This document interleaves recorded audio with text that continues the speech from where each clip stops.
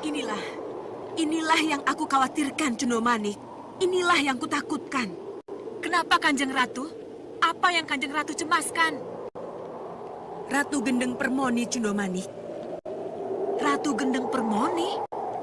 Ya, Kenapa dengan Ratu Gendeng Permoni, Kanjeng Ratu? Gendeng Permoni memperalat Niwingit. Memperalat Niwingit? Dengan kekuatan Ratu Gendeng Permoni, Niwingit yang punya dendam pada Tumenggung Cokro Nanggolo, kini datang ke Katumenggungan untuk melampiaskan sakit hatinya. Kalau kedatangan Niwingit ke Katumenggungan akan membahayakan keselamatan Ni Dewi Ayu Sekarsari dan bayinya, izinkan saya untuk menghadang jalannya, Kanjeng Ratu. Menghadang jalan Niwingit sama dengan menghadang jalan Gendeng Permoni, Cundomanik. Apa ini tidak akan membuka permusuhan antara Segoro Kidul dengan Setro Gondomait? Kalau memang itu yang harus terjadi, apa boleh buat, Kanjeng Ratu? Tidak. Bagaimanapun, aku tidak ingin bermusuhan dengan Setro Gondomait. Kita harus menghindari permusuhan antara penguasa gaib dengan penguasa gaib yang lain.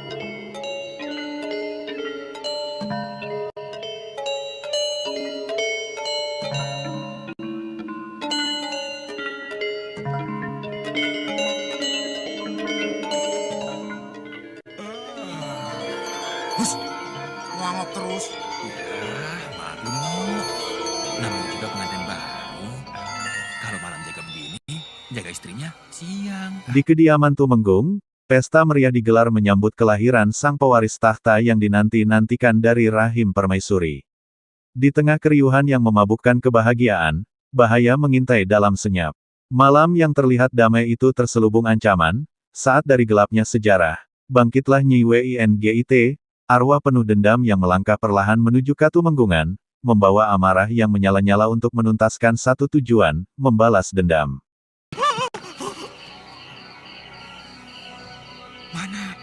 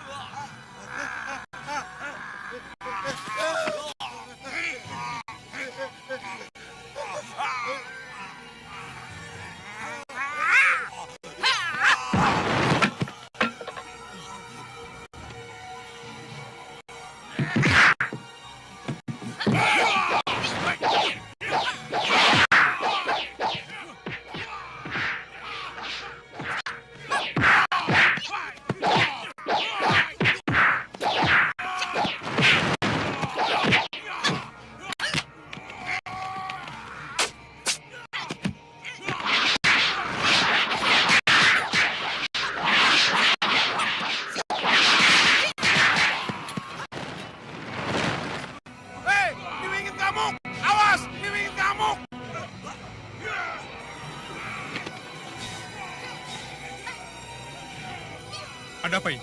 Niwingit ngamuk, Raden. Dia ke arah dalam ageng. Niwingit. Betul, Raden.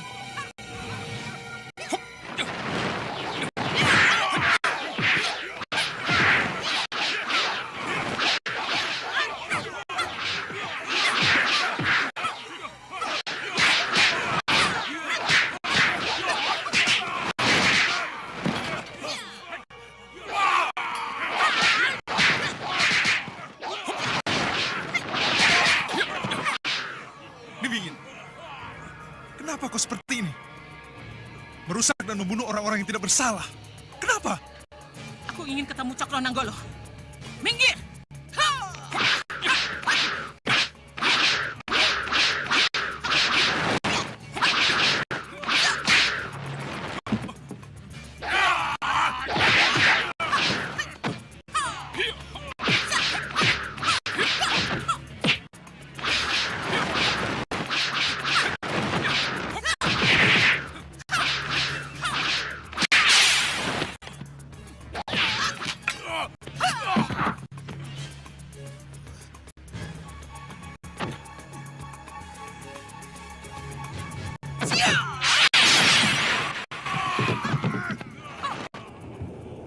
Cundomanik, Iya, Kanjeng Ratu. perkembangannya semakin gawat, Cundomanik. Niwingit sudah menerobos pintu gerbang. Maka dari itu, Kanjeng Ratu, izinkan saya ke Katumenggungan. Aksi harus dilawan dengan aksi. Tidak, kita harus memanfaatkan kekuatan yang ada. Di sana ada Yudo Turonggo. Bisikan, agar ia tahu wingit yang datang bukan wingit yang sebenarnya.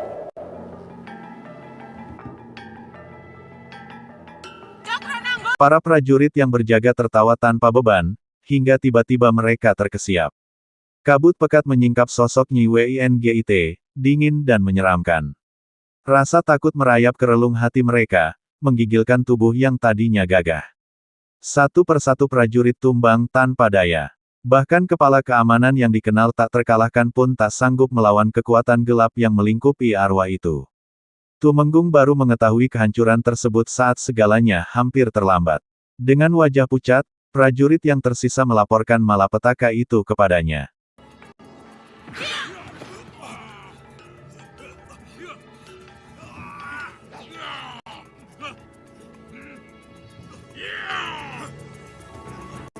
Cakrananggolo! Keluar! Keluar! Tumenggung penipu! Temui aku! Cepat!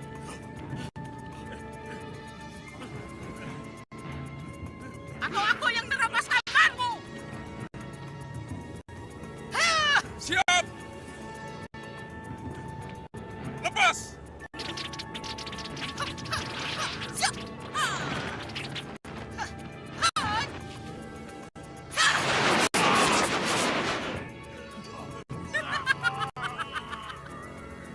Jangan mendekat, Dinda.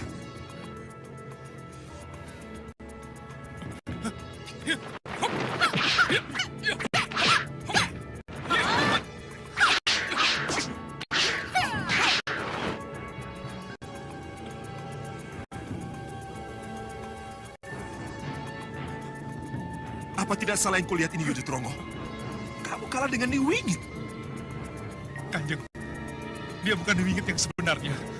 Seperti ada kekuatan luar biasa di dalamnya. Tidak. Akhirnya kamu keluar juga, Cakrananggolo. Wingit, benar-benar mentengkerek kamu. Wong cili ongklak angklik. Gegabah kamu. Kurang ajar, kurang totoh. Kamu pikir kamu ini siapa? Kenapa kamu berani jangkar? Memanggil tanpa hormat kepada aku. Aku ini Tumenggung yang bisa menentukan hitam putihnya nasibmu.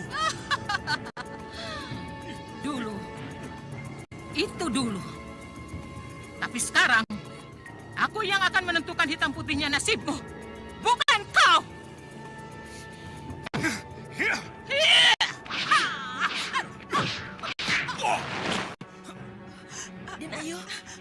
Murka dan tak percaya, Tumenggung memimpin pasukannya sendiri keluar dari Kedaton. Namun, pertempuran yang terjadi bukanlah tandingan kekuatan manusia. Serangan demi serangan dari pasukan kerajaan tak mampu menembus pertahanan hitam Nyi Wingit. Ketika harapan hampir pupus, Tumenggung memberikan perintah terakhir, cabut nisan Nyi Wingit dari makamnya, hancurkan sumber kekuatannya.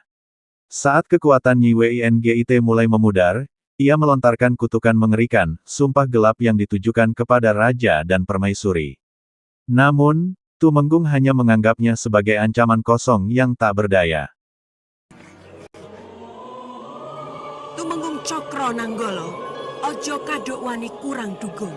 Hati-hati menghadapi wingit yang bukan wingit yang sebenarnya.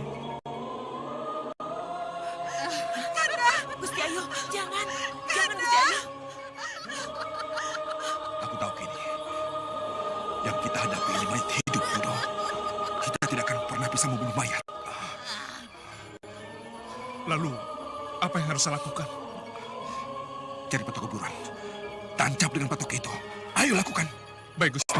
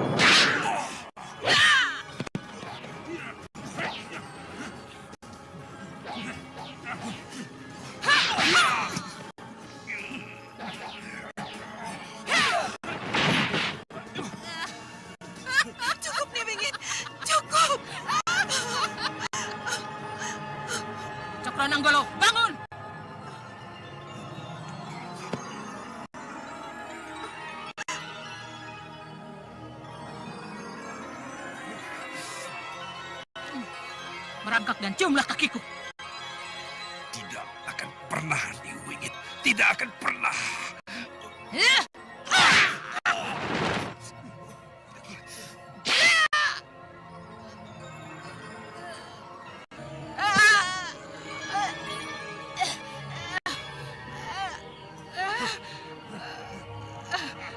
Siapa yang melakukan ini? Siapa?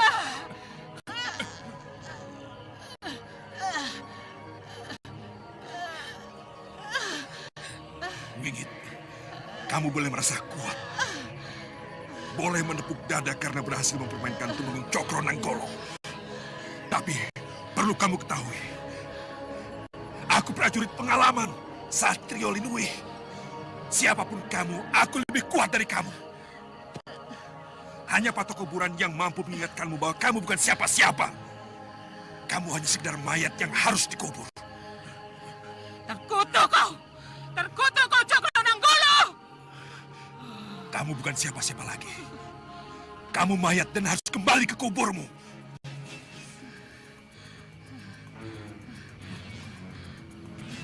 Baik. Baik.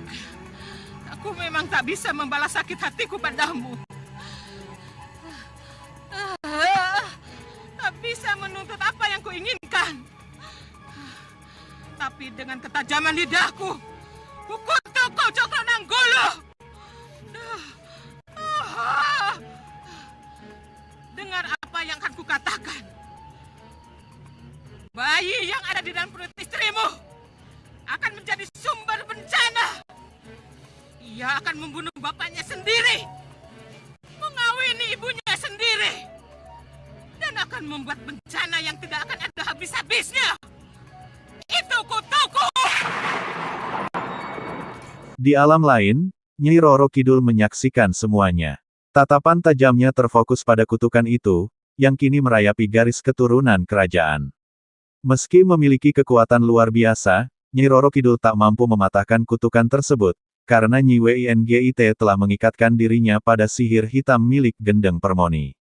Namun, ia bersumpah untuk melindungi sang bayi dari bayang-bayang kutukan itu, menggunakan seluruh kemampuan yang dimilikinya. Melindungi dan menjadikan bayi itu anak asuhku tak akan pernah surut. Tidak. Tidak. Tidak. Kutukmu tidak akan terlaksana, Niwingit. Tidak akan pernah terlaksana.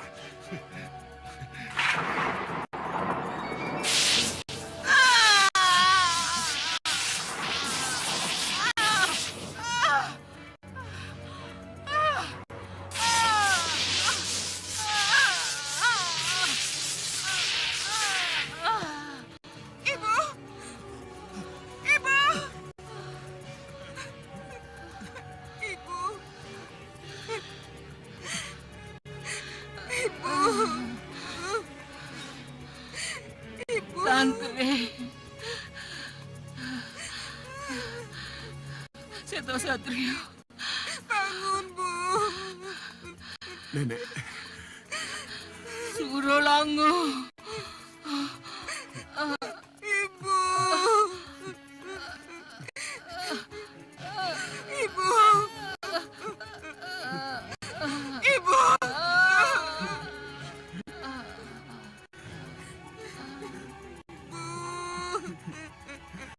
nenek. Nenek.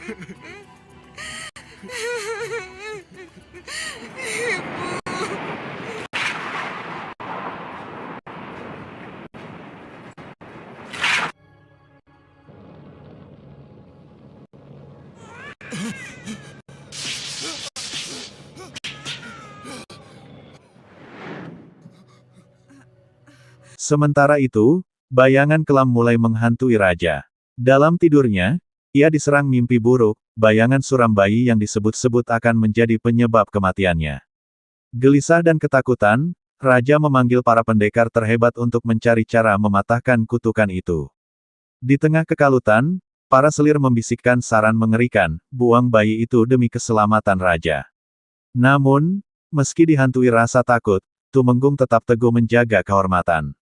Ia bersumpah tidak akan mengkhianati darah keturunan dan kehormatan keluarga, meskipun bayangan maut terus membayangi kerajaan.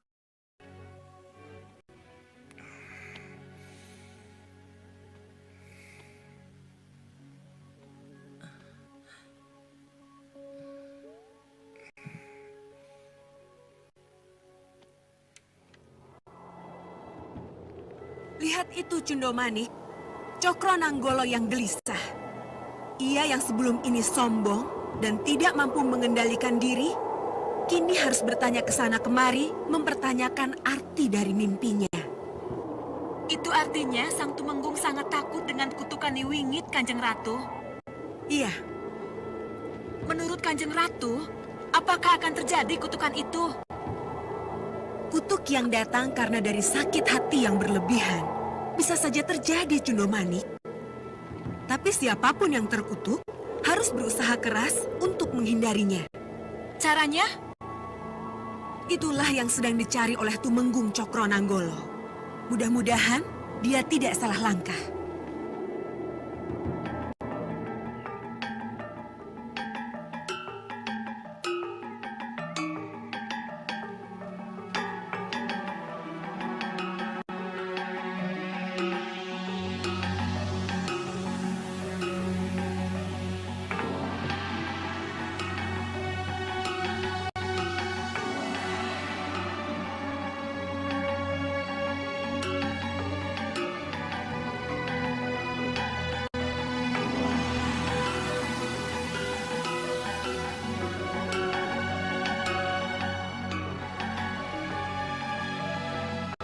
Yudhatrongo.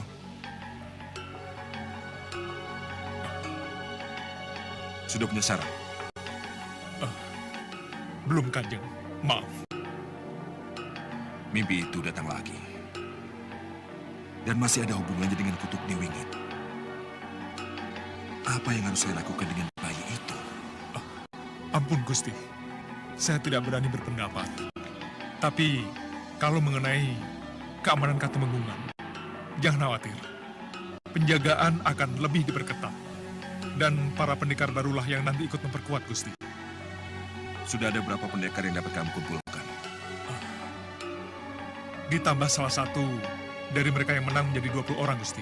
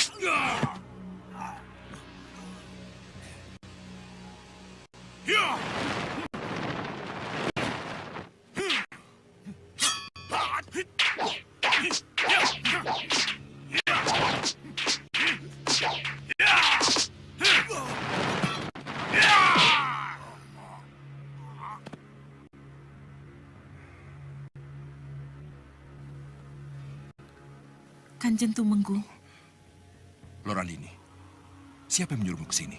suara hati saya, Kanjeng. Suara hati. Kamu bicara tentang apa? Tentang bayi yang ada di dalam kandungan Kang Bo Ayu Sekarsari, Kanjeng. Lancang kamu. Mohon maaf, Kanjeng. Tapi saya punya saran agar kutuk Niwingit bisa dihindari. Aku tidak membutuhkan saranmu. Untuk menghindari kutukan, apa salahnya kalau bayi itu dibuang, Kanjeng? Gila kamu. Kamu bicara